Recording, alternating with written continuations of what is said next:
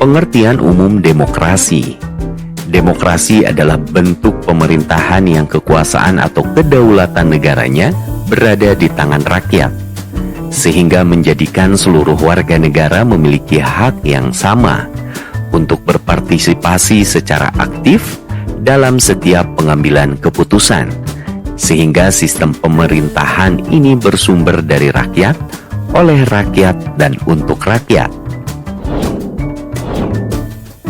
Prinsip-prinsip dalam demokrasi meliputi pembagian kekuasaan, pemilu yang bebas, manajemen yang terbuka, kebebasan individu, peradilan yang bebas, pengakuan hak minoritas, pemerintahan yang berdasarkan hukum, pers yang bebas, adanya beberapa partai politik yang berfungsi untuk menyalurkan aspirasi rakyat, konsensus, persetujuan, pemerintahan yang konstitusional, ketentuan tentang pendemokrasian, pengawasan terhadap administrasi negara, perlindungan hak asasi manusia, pemerintahan yang mayoritas, persiapan keahlian, mekanisme politik,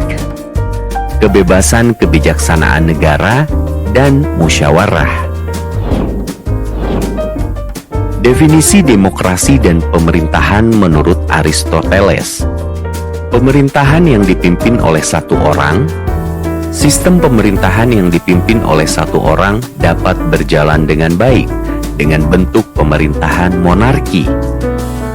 Sistem monarki berarti jenis kekuasaan politik di mana raja atau ratu berperan sebagai pemegang kekuasaan dominan dalam suatu negara atau kerajaan. Namun, pemerintahan yang dipimpin oleh satu orang pun dapat menimbulkan bentuk pemerintahan yang buruk, seperti sistem pemerintahan tirani. Tirani merupakan bentuk pemerintahan yang dipegang oleh seorang tiran, yang menjalankan sistem pemerintahannya dengan sewenang-wenang, otoriter, absolut, dan hanya bertujuan untuk kepentingan pribadi, sehingga jauh dari cita-cita dan keadilan. Pemerintahan yang dipimpin oleh sekelompok orang. Sistem pemerintahan yang dipimpin oleh sekelompok orang dapat berjalan dengan baik dengan bentuk pemerintahan aristokrasi. Aristokrasi adalah bentuk pemerintahan di mana kekuasaan berada di tangan kelompok kecil yang mendapat keistimewaan atau kelas yang berkuasa. Namun pemerintahan yang dipimpin oleh sekelompok orang pun dapat menimbulkan bentuk pemerintahan yang buruk, seperti sistem pemerintahan oligarki. Oligarki adalah struktur kekuasaan yang dikendalikan oleh sejumlah kecil orang yang dapat terkait dengan kekayaan, ikatan keluarga, bangsawan, kepentingan perusahaan, agama, politik, atau kekuatan militer. Pemerintahan yang dipimpin oleh banyak orang. Sistem pemerintahan yang dipimpin oleh banyak orang dapat berjalan dengan baik dengan bentuk pemerintahan demokrasi.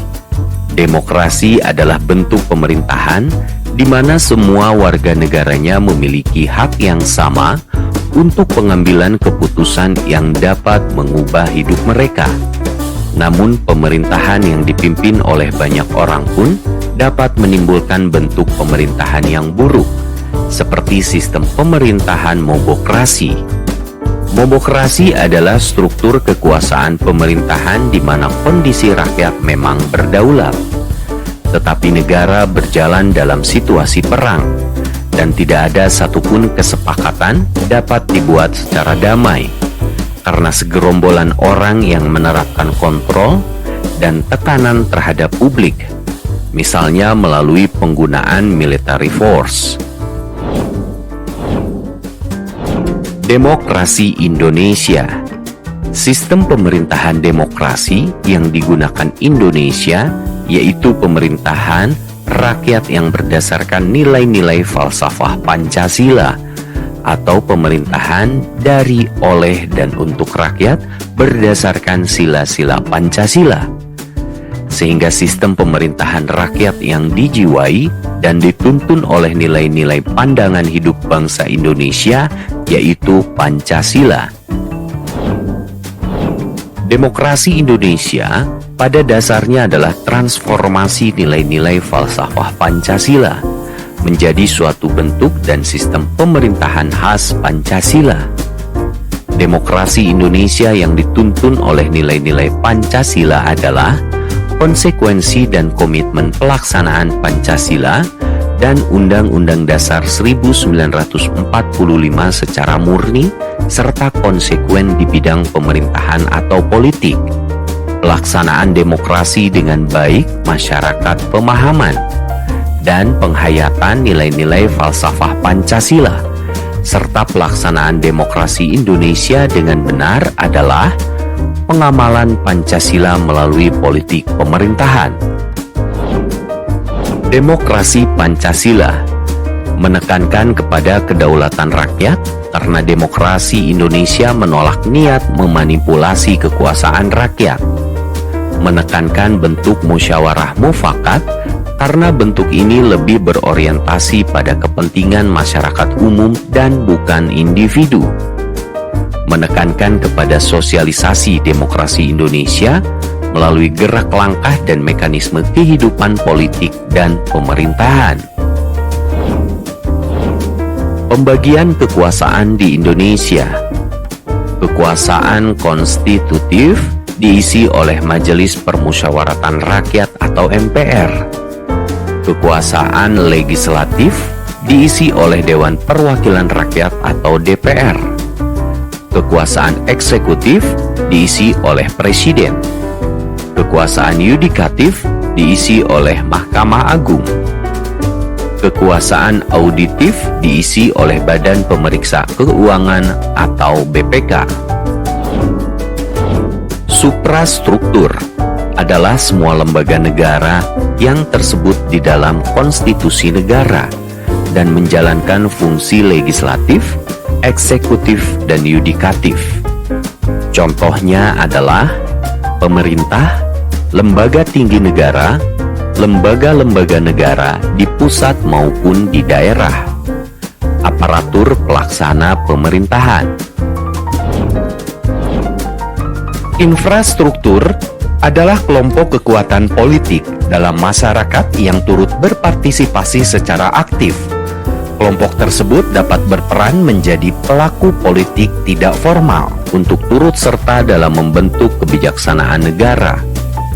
Contohnya adalah organisasi sosial politik atau partai politik, kelompok kepentingan atau interest group, kelompok penekan atau pendesak sebagai pressure group, pendapat umum atau public opinion, dan media massa.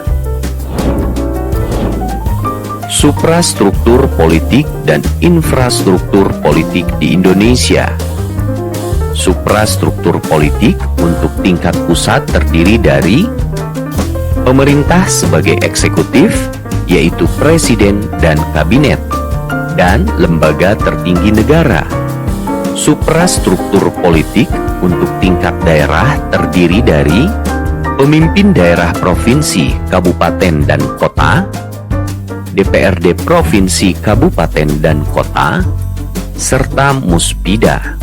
Infrastruktur politik untuk tingkat pusat terdiri dari partai politik, kelompok kepentingan seperti Kadin, KNPI, dan sebagainya.